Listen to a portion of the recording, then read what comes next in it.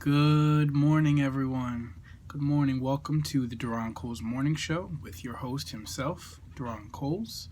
Today is Wednesday, February 10th, and we are going to have an awesome show. This is episode 22, I believe.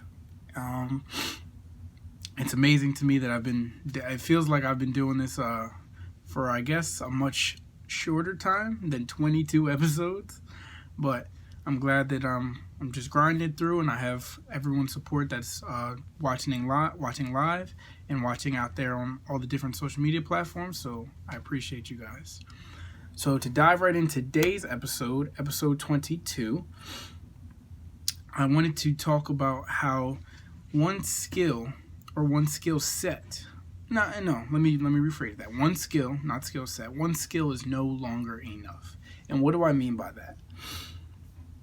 What I mean by that is the way that we've been taught in the United States anyway. I don't know about the rest of the world, but in the United States, we're taught that you need to specialize in one thing, focus on one thing, find your career, and do that one thing forever. Get great at it, get fantastic at it, and do that one thing for any company you want. You don't have to stay at the same job forever, but you should do that one thing forever. So as an example, you study marketing, you become like the best marketing person or like advertising person for as far as videos. So you do that for Pepsi, and then someone else, and you just do that thing forever. You are that person. That's not a bad advice. It's not a bad career path, right?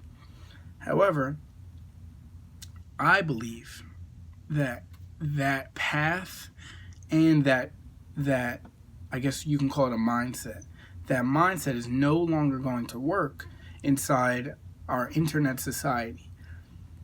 The way that our society has been developing within the last, you can call it 10-ish years, if not 15.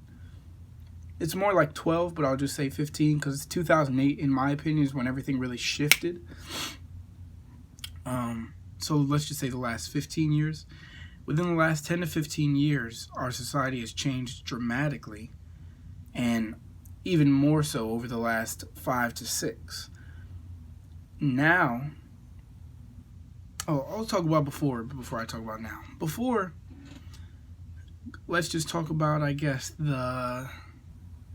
anything before the 2000s, right? Anything before 2000, the year 2000 flat. You were told to go to school, K through 12. You had like your local friends, your local shops. You were kind of stuck in your area. You didn't really know much about the rest of your state, let alone your surrounding area, unless you took the time to drive there and travel there and take some trains there.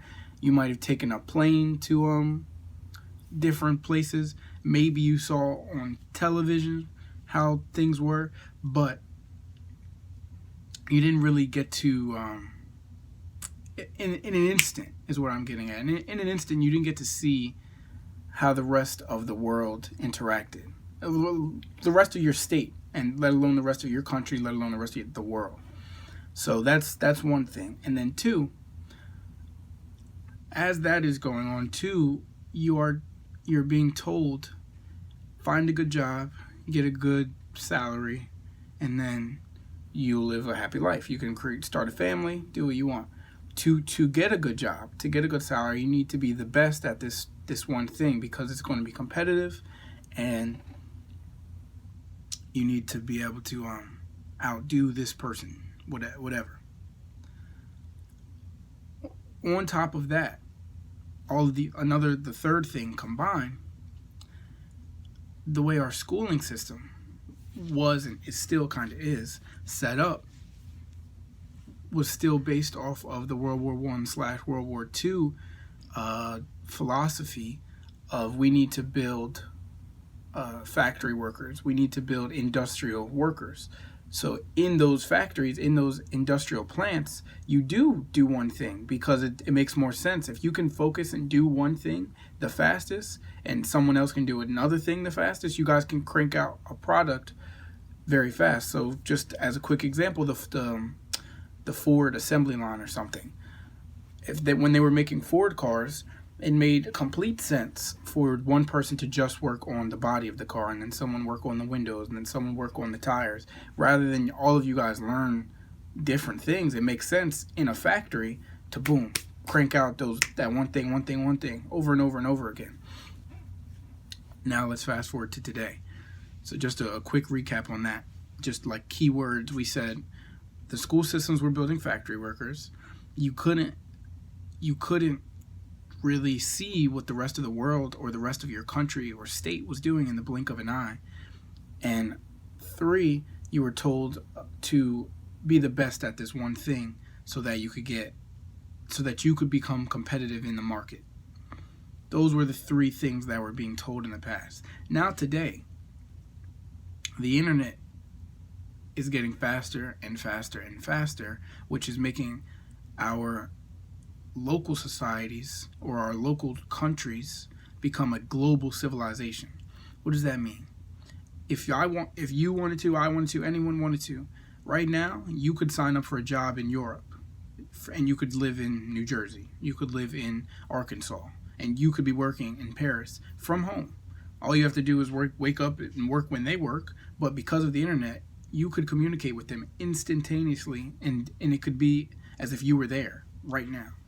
That is only something you could do within the last 15 years. Could you do those things before with telephone? Yeah, I mean, you could and stuff, but it wasn't at the rate that it is now. It's like you're there. It's almost instantaneous, and we've seen that with Zoom calls and how everyone has been adjusting to what's been going on with the pandemic. We can see how, because of the internet, we've been doing this wrong for a little while. We don't actually need everybody here. We're actually wasting money and by paying this rent, keeping all these people in this building, when we can just let them work from home and it'll save the company money. That's been the mindset of what everyone's doing now. So, and I promise all this is going to relate to the skill set thing. You need the backstory first, though. So, now we have a global civilization. So that cancels out what I said before, where you didn't really know what was going on in your local state. You might have known, I should travel to Miami for spring break or something because you saw it on MTV, or you heard a celebrity say in the 90s or something on the red carpet, I just came back from Cabo or something. Like, then you would know, maybe I should go to the library, open up a map and look up Cabo. But besides that, you couldn't just Google it and find out exactly where that is and how much a plane ticket cost and have a trip. You could have a trip booked there. After you heard someone say, if you hear someone say, I just came back from Thailand today, in 30 seconds, if you wanted to, you could book a flight and be ready to be there in the next 3 days. You couldn't do, that's something that you could only do as in the last 15 years. So global civilization cancels out local civilization. Now, talk about the industrial / the factory worker school mindset. Now, in the United States, we do still have that kind of setup. However, the mindset around the children and this generations of parents, it's, even though the classroom is set up like that, children and teenagers and young adults are going out of their way to learn things outside of the classroom. So it's not really, I don't want to say this, the boundaries, for lack of a better term, the boundaries that the school system sets are no longer there. They're kind of being broken down. So even though the school system is still set up without us even really knowing it, to build, to pump out factory workers or industrial workers, those walls are really being kicked down, not by the establishment, but by the students and their parents. They're, like I said, because of the internet, we're all learning so much. People are learning things on TikTok, on Twitter, that they've never learned before. And that style of teaching, or that style of wanting to learn new things, is what's kicking those doors down. So now that cancels that out. So now the specialization, which is what this episode is about. Those two things canceled out. So the last thing is when we were growing up, we were told, learn this skill, become the best at it, and you'll be awesome, right? Now, the jobs don't just even that's not even what they really want out of you. If you can't do multiple things, if you're not multifaceted, you're lacking now. You're the one that's, it used to, let me say it like this, it used to be, if you did I'm mumbling, if you did more than one thing, if you specialized in more than one thing, people would tell you you're doing too much, you're not able to focus, and it would be like looked at as a detriment. You're looked at as like, this guy can't focus. If I was to hire him, he would try to do too much. It wouldn't be good for the company. Now that's what people are actually looking for. They want you to be open to learning new things. They want you to come in knowing multiple things. And that is why I want to talk about this episode and why one skill is no longer enough. And I'm going to give tons of examples, and I'm also going to give some research that has been done in this, I won't call it a field, but in this area. So I want you to just think about how, and you have to think about highlights or things that you've read in books or things that you've seen on videos for some of these, but think about, think about sports, first of all, because my show is sports and finance and entrepreneurship, all these different things. Think about sports, first of all. Think about what the NBA, the NFL, baseball, think about what they looked like 20 years ago and what they look like now. Shaquille O'Neal, 20 years ago, this is 2021, so 20 years ago, Shaquille O'Neal in 2001 in the Lakers, they won the title because Kobe could do the shooting and stuff, and Shaq was the big man. He got in the post and bullied everyone, just got rebounds. Now look at what the big men today are doing. Every single big man can shoot. Every single one of them. Anthony Davis shoots threes, and he's looked at as one of the best. Joel Embiid shoots threes. He shoots post shots. Nikola Jokic shoots threes. But they can still get into the post and get the rebounds and be the big man. Now they are multifaceted, and they are looked at as unguardable, because if you go out there with them on the 3-point land, they can shoot that. You have to actually watch them out there. If Shaq was to stand at the 3-point line, everyone would just laugh. He can't shoot a free throw, let alone a 3-pointer. So that's just one instance where it's like, you have to be multifaceted. Now let's think about football. Think about the main position that everyone looks at as, if you don't have a good quarterback, you're not going to win the game. 20 years ago, if you name all the quarterbacks, maybe you were an outlier. Maybe there was 2 or 3 that were running quarterbacks, but they were outliers. Michael Vick was the first one to really, it would be Randall Cunningham. I get the people that came before him, but Michael Vick was really the one that said, this can work. This is a viable way to play the quarterback. Randall Cunningham was definitely he walked so Michael Vick could run. But now, think about 20 years ago. Think about Drew Bledsoe. Think about Peyton Manning and Tom Brady and Phillip Rivers and Drew Brees and these Hall of Fame quarterbacks that you could name. They don't run. They sit there in the pocket and they evaluate, and they're tacticians, and they go, what exactly is the defense going to do, or what plays are they in? They're film bugs, and they watch film all day to learn and learn and learn. That was the game. And then you obviously have to know how to throw. That was the game. But now, if you're not a running quarterback, it's kind of looked at like, what are you doing? The only quarterbacks that are the only quarterback that's no longer a running quarterback is the greatest quarterback of all time. He's the only one still in the league. Tom Brady's the only one that doesn't run. Aaron Rodgers just won the MVP. He runs. He has running touchdowns. Think about the most elite quarterbacks right now. Patrick Mahomes, Lamar Jackson, Kyler Murray, Deshaun Watson, Joe Burrow, Trevor Lawrence coming out of Clemson, Justin Herbert in the Los Angeles Chargers, Jalen Hurts, Carson Wentz before he turned into a trash can. You could just name them and keep going and keep going. Though every quarterback at the starting position is a running quarterback. Even old man Ryan Fitzmagic, Tua, all of these quarterbacks run the ball because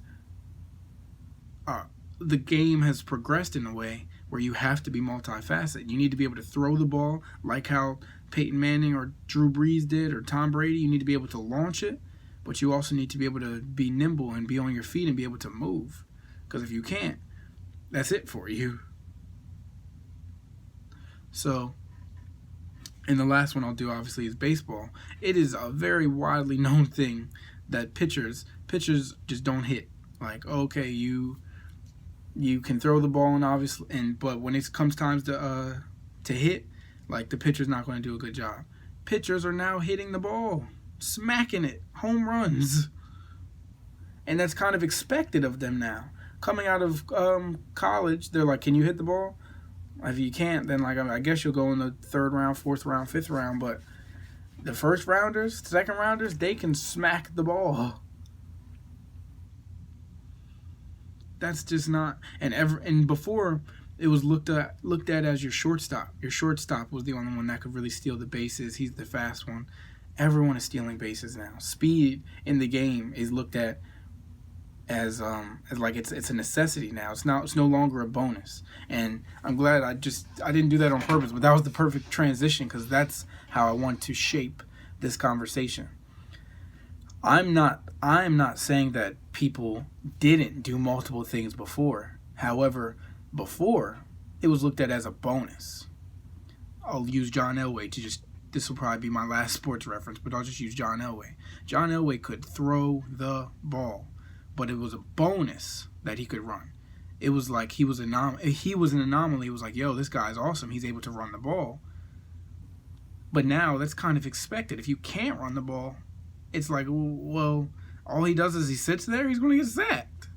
I didn't even throw Russell Wilson in there, just to name a couple more examples. But, like, that's just what's the expectation at this point.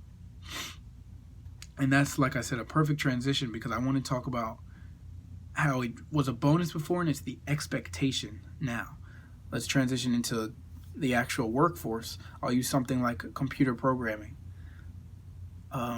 Even though this technological society, or internet society is what I'll really call it, even though the internet society is sort of new within the last, it's new within the last 25 years, but it's blown up into what it is now within the last 15 years, from about 2006 to about now. And it seems because we live, and this isn't part of the conversation, I just want to tangent this just for a quick second. Because we live in this instant gratification society, it makes dates it makes dates feel older than what they are. If I told you that all of this Facebook, YouTube, and Instagram and this whole society is only 15 years old, you'd be like, there's no way. We've been doing this forever. But that's just not true in the slightest. This is all still very, very brand new. Since about 2006 to 2021 is 15 years. And all of this is still brand new. We're still learning how this works. And it's just amazing. There's no other word to say. It's just amazing. So, to transition and talk about, like I said, computer programming. With a computer programmer, you used to be able to know one language, focus on it, and dominate that one. I'll just use C++. That was the first computer programming language I learned. And I learned that, this is 2021, I learned that in 2011. So 10 years ago. Jesus, that doesn't even seem real. But I learned that 10 years ago. And at the time, my teacher, I learned it when I was in 9th grade. My high school teacher was telling me what I'm saying now. He was saying, I want you to learn this one and like really, really get it. He said, but you need to know more than one language. And at that time, he thought like really two. He said, learn another one and you'll be great. But that's, if you only know two computer languages at this point, 10 years later, you're looked at as like, oof, you're not studying enough. But let's go 10 years before that. What I was saying is you could learn C++ and dominated that one, and you would get brought in into like a, let's say a Microsoft, and they'd be like, this is the C++ guy. Or like you're on the C++ team, and then they have a Java team. Then they have a Rails team. I don't even think Rails was around 20 years ago, but they had a Python team, which also wasn't around. I don't really know a lot of the older languages, but they had different teams and subsets. Like, okay, this is our computer programming team, and over there is the C++ guys. Over here is the Java guys. Over here is the... Now you just need to be able to work and know everything, because every program has multiple layers and multiple items of code, because they all do different things. There's called script languages. There's object-oriented languages, and you need to know all of them to be able to get a quote-unquote decent job and get into the workforce and get into those Googles, Microsofts, IBMs, and all that. You know what I mean? So before 20 years ago, you could get away with that. Like, yo, I'm the best at C++. And they would give you some type of test. And they're like, okay, he's going to join the C++ team. And now if you say, I'm the best at C++, they're going to say, well, what else do you know? And you're like, nothing. I just know that one. They're going to say, well, come back to us when you know Java as well as Python as well as Ruby and maybe one more. Maybe something like SQL. We need you to know all of these things to be able to work on the project holistically. We don't do subsets of teams anymore. Like, everyone just works on the project. So, and let me put it like this as well. They still have those specializations. However, that's no longer how you get in the door. You might get in the door knowing all those things, and then you get on a team working on some type of AI project. And then in that project, it might be like, okay, there's one C++ guy, there's one Java guy, but you guys can all work together and help each other out. But it's no longer, you're on the C++ team, and all you guys only know C++, and you help each other out doing that. There's no longer of that. You need to know multiple things, and then they might tell you, okay, focus on this one thing for now. But if they wanted to, they could pull you to a different project and say, you think you can focus on Java for this one? They need that, and they want that right now. That's what's required. And that's just computer programming. You could use something in the arts. It used to be a bonus when someone might go to Juilliard or go to acting school and just be the best actor. That's all. That's what they do. And it was a bonus if they could sing, or a bonus if they could dance. Now that's required. If you don't come out the gate being able to sing and dance and act, then, or in model, then you're not going to make it. You can use the music industry as well. Every artist is now a model. Like the Taylor Swifts of the world, the Sweeties of the world, the Cardi B's, the Nicki Minaj's, they now get to they go into like runways and stuff. The Rihanna, they go into runways now. Before it was like you get to make music and we might put you in a magazine. You're not a model, but everyone knows your face, so we'll put you in a magazine. No, now they are modeling. Someone like Zendaya. Zendaya, I don't know how she pronounces it, but she came out the gate as a dancer and an actor, or an actress, excuse me. And then she was singing, and now she's like trying to get into directing and producing and stuff. But you know what I mean? Like, you need to be multifaceted. That's what's required now. It's no longer a bonus. And I wanted to, like you guys know, and I say this probably every episode, I always try to do some background research for these episodes just to find out, am I talking smoke? Am I just making all this up, or is there some type of validity in what I'm saying? So what I am saying is valid, and I found this article from the New York Times, and it says, stop trying to master one skill. Instead, build a skill set. And it just basically says, the idea is, instead of focusing your efforts on becoming singularly great at one specific skill or task, you should strive to get proficient at a few related skills that can be woven together into a wider skill set that does make you singularly good at your profession or some general life ability. And that's what I was getting at. It used to be that, you can know this one thing and this is what you do, and you're good at your job. And it's not like that anymore. That's not our society. Now, to be singularly good at your one job, you need to know 10 things. You need to, if you're going, just to use to pick on the computer programmers again, you can't be on that one team knowing one language. You can be on that one team knowing 6 languages, and that's just what it is now. So I'm just going to read a few patches of this article, and then I'm going to talk about kind of, I guess, my path and what made me talk about this just a little bit. So it says, think about your career development and where you are on your journey right now. Have you been hyper-focused on cultivating one skill as a path to success, or have you strategically tried to build a web of interconnected skills you're decent at that build on each other to make you exceptionally but broadly good? Let's say you want to make a living writing novels. Yes, it's crucial that you become a good writer, but it's entirely unnecessary for you to become a great writer. The world is full of successful novelists and newsletter writers with perfectly average writing chops. But in addition to being a strong writer, most successful novelists also need to be competent marketers, publicists, negotiators, public speakers, SEO experts, and more. And that patch of that article, that excerpt, is exactly what I mean.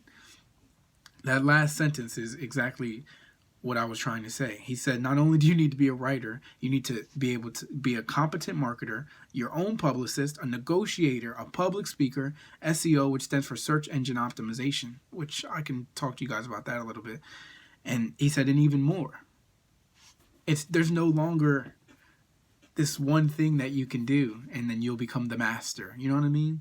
That's just not the society we live in. If you want to become an entrepreneur, which obviously I do and I look at myself as one, you can't just say, I have an idea and I'm going to be able to implement it. You need to be able to market your idea. You need to be able to, if it's a product, you need to be able to negotiate with your, like, they call it goods, like you need to be able to market for your goods. For example, if it's shampoo or something, you need to get the chemicals and you need to get those from somewhere. So you're going to have to go to a retailer or to some industrial plant and be able to negotiate with them. Hey, I'm going to need this much. And they're going to say, well, it costs this much. You're going to say, oh, well, actually, I'm going to give you guys this much business, and give them some form of plan so that you can negotiate better prices. And not just take it for what it is, like, okay, I'll pay whatever. That's not how a good business is run. And then once that is done, you need to be able to market it. You might, if you don't have the money, you might have to learn how to make your own website on Wix or on Shopify. You need to learn Google and Facebook and Google ads, Facebook ads, search engine optimization. Without going into a long, broad explanation of that, it just means when someone Googles your name, your shampoo company, it comes up. It's optimized so that when people use a search engine, you come up, search engine optimization. So that when someone Googles, I'm looking for new shampoo, that you can become in the top 3. It's widely known. People don't really scroll past the first 4 excerpts of a Google posting. They look at the first one, they might say like ad or something, and so they don't click it. They look at number 2 and 3, and their last frame of mind is to choose number 4. So if they don't choose the 3, they don't really go past 4. If they have to look past 4, they might Google something else. So it's important that you know that if you're a writer, if you're an entrepreneur, if you're a novelist, if you know what I mean, all these different things. Because of the internet society that we live in, you need to know those things. It's not as easy as, 20 years ago, 30 years ago, you would say, I'm writing I'm a plumber. For example, I'm a plumber. I'm going to put my name in the yellow pages, maybe in the local newspaper, and I'm going to expect some calls. And and I'm going to try to do my best work so that once I work on Sally's house, she tells all her friends that and once they have like plumbing issues, she can tell them, "Hey, I know a good plumber," and that's how I'm going to make my business. That's okay now. That'll get you somewhere in 2021, but you'll most likely go out of business. You need to learn that there's apps like TaskRabbit. You need to know that you can make your own website, that you can advertise yourself on Facebook. If someone is Googling something like plumbers near me, that you can come right up. That's important. If you don't have that and you're just focusing on yellow pages, I don't even know if they make yellow pages anymore. I remember the first time I saw yellow pages was in my one of my grandma's closets, and I was like, "What the heck is this thing?" So, like I said, I have one more thing with the research I want to talk about, and I don't know too much about this, but I just wanted to once again show you guys that there are avenues to learn more about this. So while I was doing the research for this, I found out that an author named by Scott Adams, his name is Scott Adams, he wrote a book, How to Fail at Almost Everything and Still Win Big. And it sounds like it's not related to what I'm talking about, but he basically tried a whole bunch of things, and he didn't get great at one. He just got good at a lot of them, and now he became very, very successful. I didn't know that's what it was called. If you Google it, you'll know exactly what this thing is, but he is the creator of Dilbert. It's this comic strip. I was like, what is that? So I Googled it, and I know the face of that comic. You'll know it too. It's almost impossible that you don't know it. But anyway, I'm just going to read a little excerpt from his book thing, and then like I said, I'm going to talk about how I became multifaceted and how I have a very wide range of interest, and then maybe try to give you some tips on how you can do so as well. So it says about how to fail in almost everything and still win big. Scott Adams has likely failed at more things than anyone you've ever met or anyone you've ever even heard of. So how did he go from hapless office worker and serial failure to the creator of Dilbert, one of the world's most famous syndicated comic strips, in just a few years? How to fail at almost everything and still win big. Adams shares the game plan he's followed since he was a teen. Invite failure in, embrace it, and pick its pocket. No career guide can offer advice that works for everyone. As Adams explains, your best bet is to study the ways of others who made it big and try to glean some tricks and strategies that make sense for you. Adams pulls back the cover on his own unusual life and shares how he turned one failure after another, including his corporate career, his inventions, his investments, and his 2 restaurants, into something good and lasting. There's a lot to learn from his personal story and a lot of entertainment along the way. Adams discovered some unlikely truths that helped to propel him forward. For instance, goals are for losers. Systems are for winners. Passion is BS. What you need is personal energy. A combination of mediocre skills can make you surprisingly valuable. You can manage your odds in a way that makes you look lucky to others. So, like I said, I'm not just pulling this out of my butt. It's becoming a very known thing, and this was written, I believe, in 2018. It doesn't have the date. I saw 2018 somewhere though. So where I was going with that is it's becoming a very known thing, and it's no longer an anomaly for people to be multifaceted and just good at a lot of things instead of great at one. I'm not saying you shouldn't be great at one, because I am actually a proponent that you should still be great at something. I think that you should be, but I think it does not. Let me put it like this. It doesn't make sense for you anymore to be a 10 out of 10 at something and a 0 at everything else. It makes more sense for you to be a 7 out of 10 or an 8 out of 10 at one thing, and then at minimum a 5 out of 10 at everything else. At everything else. You don't have to be great at everything, but you got to know a little about everything. You have to. So I'll use myself and the weird journey that I've gone on to know all the things that I know. So growing up, I was an athlete. So I played football. I was horrible at basketball. I just knew how to shoot. But I was always pretty fast, not the fastest, but I was pretty fast, and I always loved football because of my dad and my brothers. I always loved football, so that's how I became an athlete. And also growing up, I I don't remember the first time I ever heard his name, but I just know that it was known everywhere. I learned about Bill Gates at a very, very early age, and I just heard that he got his wealth from computers. So even at an early age, I knew money bought you things, and it got you the things you wanted. So you need money, and I was like, this guy has the most money in the world from computers. So now I like computers because I like this guy. So I don't remember, but I had to be like 7, maybe.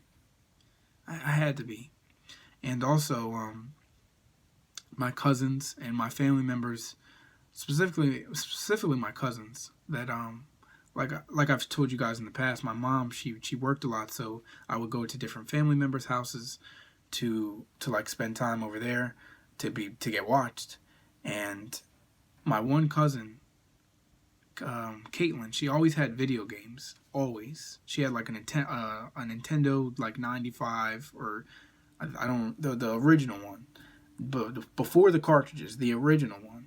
And then she also had the cartridge one too that she ended up giving to me, or maybe my mom had it. I don't know who had that, but I remember it being given to me at a very early age, and that's actually how I learned how to tie my shoes. I was playing Mega Man so much on that. My mom and I didn't know how to tie my shoes. I was like maybe 5, 6. I don't know the exact age. I was playing it so much, and she just took it from me, and she said, "You're not playing it again until you learn how to tie your shoes." So it took me a long time, but I figured it out so that I could play my games.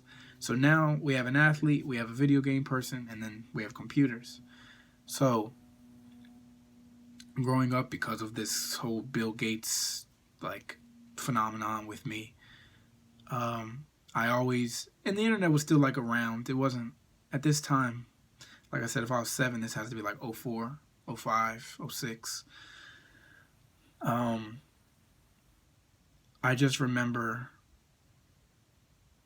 I just remember wanting to work on computers and be like him. So I would always like take them apart, and that's how I learned about computers, learned about technology, learned about like I said, video games, and that propelled me all through like middle school, high school.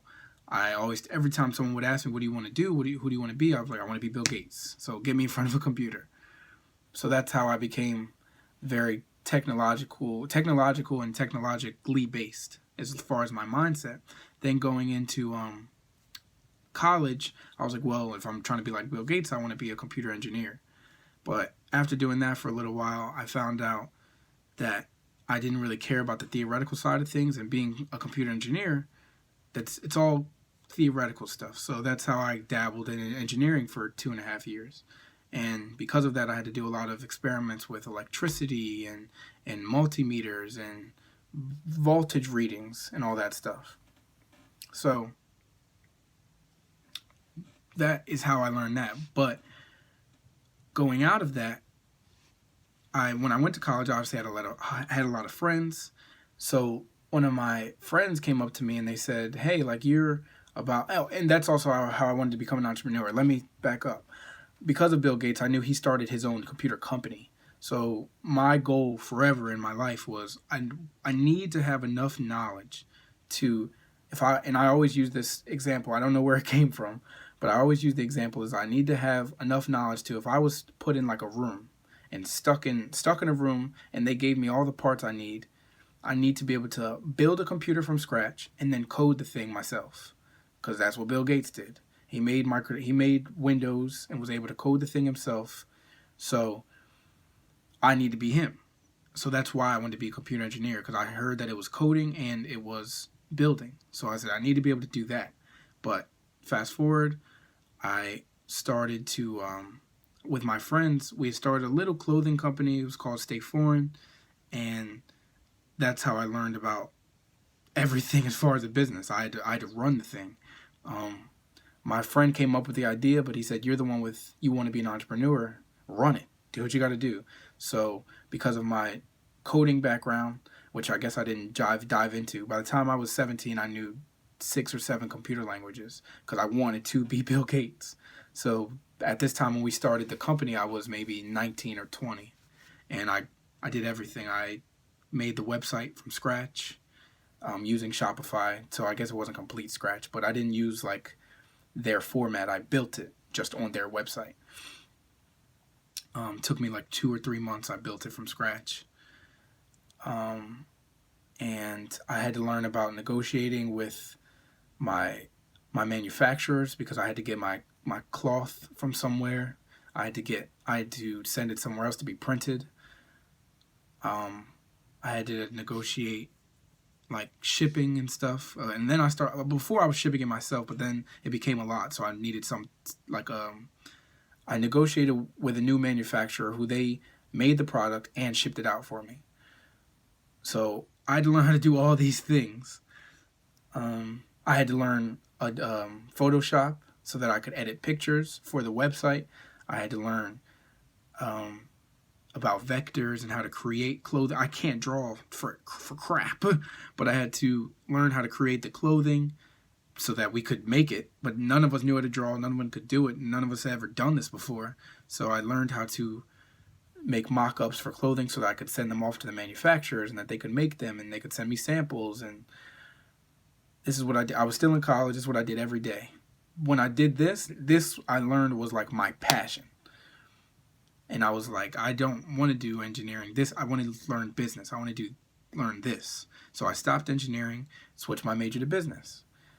Once again, because of another friend, because of my business background, and I started to do because of the business background, they make you once again become multifaceted. I was learning accounting, I was learning finance, I was learning international business strategies, marketing strategies, HR, human resources.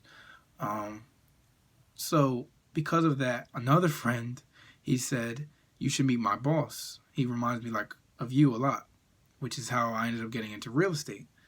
So we just talked about sports. I was an athlete, computers, video games. I was also, I guess growing up, I was a musician as well. Like I played the drums and I was a singer.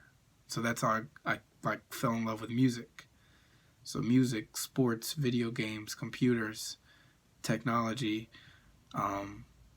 business, clothing, and then real estate. And then because of real estate, everything I learned from there about foreclosure properties, about everything, it made me buy my first home. So after I bought my first home, so that I could fix and flip it, I mean, I'm human as well. I see the shows just like everyone else sees, and we see the ads and we hear the radio stations. You should learn how to fix and flip, and you can make all this money. So I already knew about it before real estate, but because of real estate, I was like, oh wait, so I can actually do this like myself. So that made me go and buy my first property, and then I wanted to be like the people on TV as well and fix and flip it myself. So I just spent hours and hours and hours and hours on YouTube to learn about construction. And that's the same way I learned about Photoshop. And that's the same way I learned about a lot of my computer programming languages. And that's the same way I learned, like, you know what I mean? YouTube and the internet has taught me everything I know. So that's how I got into real estate and construction now. And all my friends always look at me and say, yo, you have to, you got to put your construction journey, that's what they've been calling it. You got to put your construction journey on your house. Like, you got to put it on YouTube and you got to put it on Instagram. And that motivates me more to just learn more. Because if I'm going to be trying to teach people or recording this, I don't want to put it out there and someone's like, yo, you're doing that completely wrong. Your house is going to end up falling down. So, and I also don't want people to watch my videos and make their own houses fall down. So it motivates me to learn more and become even more multifaceted. Because even though I know, like I said, if it's out of 10, maybe I know 4 out of 10, 5 out of 10 about construction right now. if you break that down, something like plumbing, I probably know 3 out of 10 about plumbing. Electrical work, I've been doing more electrical work these days than I can even imagine. So now I probably know 4 out of 10, 5, maybe 6 out of 10 for electrical work. When it comes to doing drywall and spackling and what they call mudding, I probably know maybe 4 out of 10. Like, so I've done everything. And I pride myself on that. I want to try everything because all I can do is fail and then learn from that. That's all I can do. So I'm glad I did that little bit of a rant. I hope that motivates some people to try different things. I will admit on camera and on the record, I have failed more times than I can even count. I failed in high school. I failed at computers. When I built my first computer, it didn't work. When I was coding, I failed often. I've made several video games. They sucked until I got them right. I've done things for my home where it ends up something breaks or something doesn't work. I've done electrical work where I put the whole thing together just like the YouTube video taught me, and it doesn't work. So then I got to mess around with it for hours or maybe days until it does work. But all of those failures teach me every single time. I don't just get sad at them and not take away what the failure was. I learn from it and expand my knowledge. So now next time I do something, I know not to do it that way. And it saves me so much time. It used to take me hours to do like pipe work. I can create like I can replace pipes inside a house, and it used to take me hours to be able to do that. I could probably, like, if I need a quick pipe replacement now, it might take me max 10 minutes, maybe, and that's if I'm going pretty slow. So that's not to brag or anything. That's just to say you gotta fail and you gotta mess up to be able to get better at things, and that goes for everything. That goes for if you're trying to start a new job or look for what you want to do or what you're passionate about. You won't know sitting on the sidelines. So just to wrap it up a little bit and get to the questions, I went over just a little bit. I try to always allow like 15 minutes for questions, but we talked about, I'll just start with the research. We talked about who wrote this. We talked about Tim Herrera's article in the New York Times, Stop Trying to Master One Skill, Instead Build a Skill Set. And then we talked about Scott Adams' book, How to Fail at Almost Everything and Still Win Big. I didn't realize until I just was giving you guys that rant. It's kind of my life too. You got to fail at everything to come out on top, really. Failure isn't where you stop. Failure is where you learn. And you can quote that.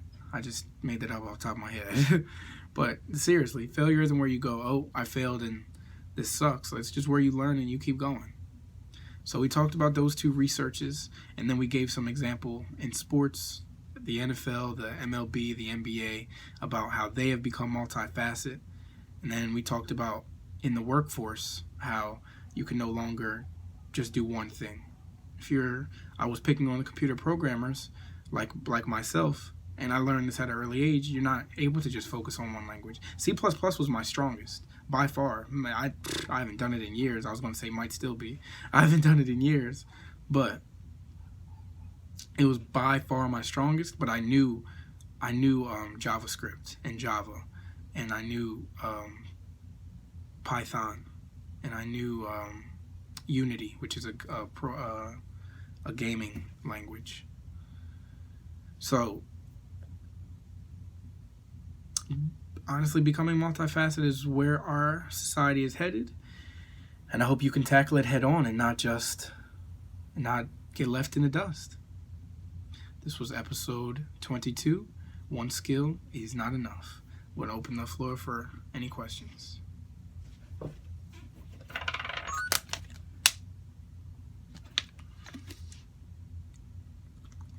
So my question is, do you feel like there's any one skill that like someone should learn that will kind of like open doors to like learn new things or learn new or get new opportunities? to the to the social media people out there, I had the volume turned down a little bit. So if you didn't hear her question, it was, is there one skill that you can learn that can open up more opportunities for you? To be very honest, it all depends on what you want to do. I don't know off the top of my head if there's one skill that you can do. Actually, that's a lie. You know what it is? This goes out to everyone. I'm going to clip this later.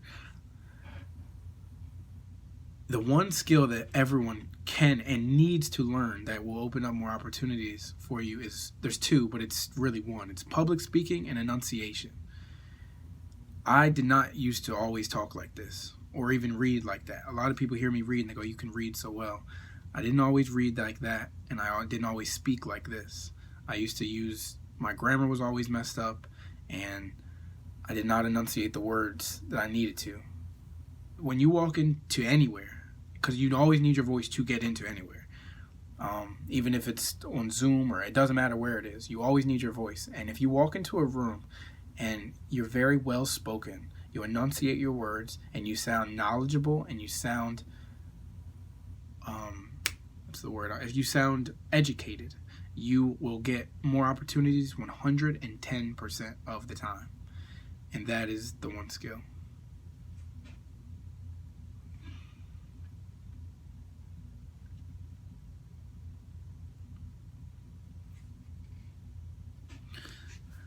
All right, if there's no more questions, I guess I will wrap it up there. Like I said, this was episode 22. One skill is not enough, and I hope all of you guys have a beautiful day.